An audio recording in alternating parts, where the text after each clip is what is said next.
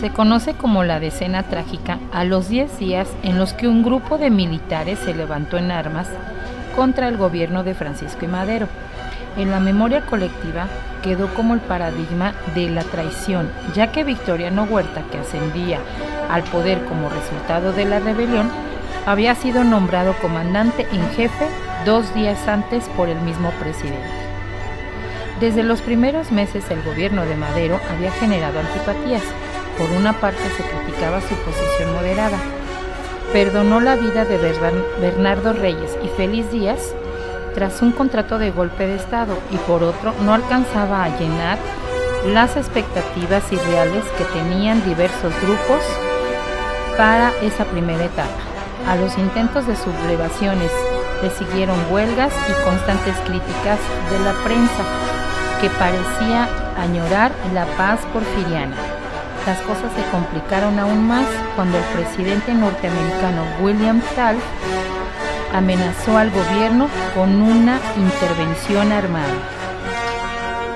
El 9 de febrero de 1913, la rebelión empezó en la escuela militar de aspirantes y el cuartel de Tacubaya, y por primera vez desde el inicio de la revolución, la Ciudad de México, que convirtió en campo de batalla, los sublevados liberaron a Bernardo Reyes y Félix Díaz.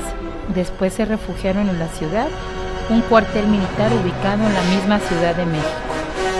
Cuando se enteró de las primeras batallas, el presidente Madero fue a Palacio Nacional para desde allí defender su gobierno.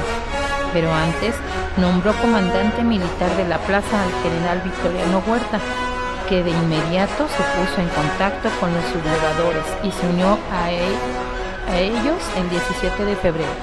Madero y el vicepresidente José María Pino Suárez fueron hechos prisioneros desde el Palacio Nacional y se les prometió transportar hasta su exilio en Cuba. El embajador Ferdinand Wilson tuvo un papel vergonzoso.